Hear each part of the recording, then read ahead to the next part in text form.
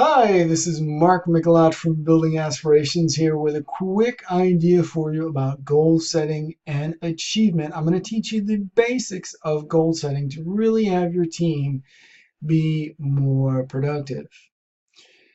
One of the most simple ways to really achieve goals is to set them properly in the beginning. And there is a methodology out there called SMART goal setting. SMART, right? So we got SMART. You want them to be specific, measurable, achievable, realistic, and then time bound. Okay, specific, easy to understand. Okay, if a goal is really complex and there's a lot of moving parts, okay, it might be a vision or a strategy or a purpose, but a goal is pretty task oriented. You need to be able to understand, okay, what do you do and how do you do it? Measurable, you want a specific number to be associated with it. Because when there's a specific number, you can monitor, measure, and manage that goal. If you don't know what the number is, you're going to have difficulty evaluating whether or not you achieve the goal, which is the next point. Achievable. It is possible. Now, people could argue that everything in life is possible. What this is talking about is sometimes there are actual legitimate constraints. Okay, you can't disagree with gravity. Gravity is gravity. At some point, we have to live in the world of, okay, there is a limitation at some point. Is it realistic? Okay, so I want you to set goals that are higher, that really cause you to excel. But you know what? You can't run a marathon tomorrow. Okay, that's not realistic. If you are not training as a runner, you're going to cause yourself damage. Okay, because it's unrealistic to be able to do it tomorrow, which kind of leads us to the next one, time bound. There needs to be a date and a time. When are you going to do this? So let's walk through. I'm going to lose 10 pounds. No, I'm going to lose 10 pounds by the end of next week. Okay, maybe I'm going to lose 10 pounds by within 2 months. Okay, that's definitely achievable, right? So that's a SMART goal. You want to have all your goals be SMART because that is really going to help your team be more successful. Now, when you're implementing these goals, you can't just set the goals. Oh, let's set the goals. No, let's set the goals and achieve them. Implement the goals. So you want to encourage team engagement in goal setting. Everybody should be involved in the discussion. That's really how you can build your team and have effective leadership in the workplace. You want to write each goal down. And not only that, but sometimes it's valuable if you create visual artifacts, little posters or symbols, thermometers on the wall and we live in a digital age, but that does not mean that we should discount the value of writing. Sometimes physically having it on a piece of paper legitimizes it. It makes it more real. Okay, and then understand the resources that are needed. Okay, this kind of goes back to realistic, achievable. If you need a year to do something, okay, it doesn't matter how excited you are to achieve it in a month, you probably can't do it.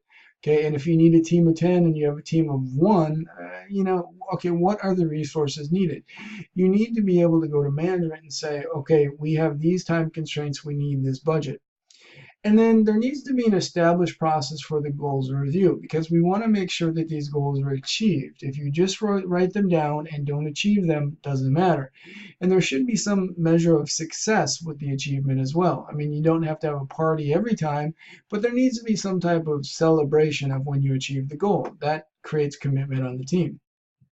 Now, the planning process reinforces the goals and it encourages the future thinking. We're going to act today, but we're going to think towards tomorrow. And when you have the concrete, actual goals, the leaders can communicate towards them. Everybody knows what the goals are, what we're going to achieve. You can constantly talk to that. So don't say goal one, goal two. You actually want to create some language here so that you can coordinate the achievement of the goals.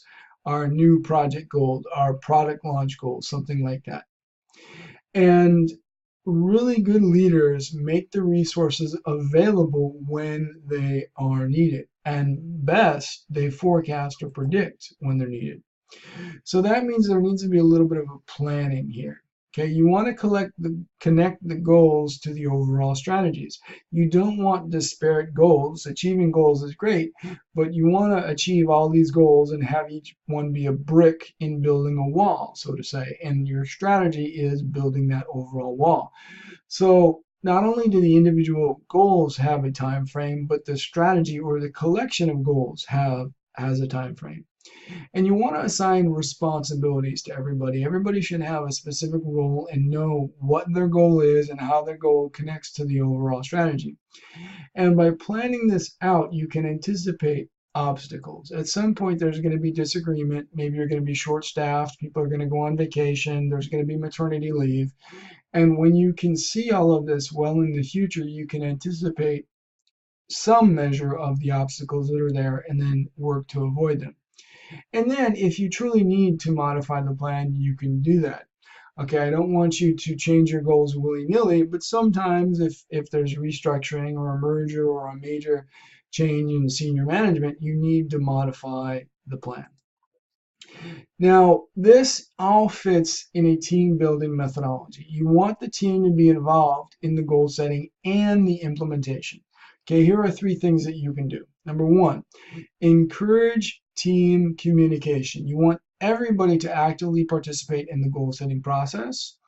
You want to apply problem solving skills. We've got problem solving videos out there, and there's multiple methodologies that we provide you.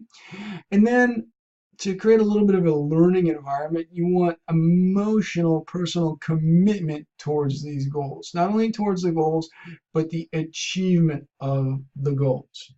All right, this has been Mark Michelot from Building Aspirations with a quick little tip for your employee leadership development strategy. Goal setting, what goals look like, how you can plan, how you can forecast, how you can get team commitment towards the achievement of your goals. Hey, thanks for being here. This was a quick little video, and if you like this video and would like to learn more, just click on the Building Aspirations subscription to be notified when we post more videos on YouTube. Thanks for being here, and I'll see you on the next video. Bye-bye.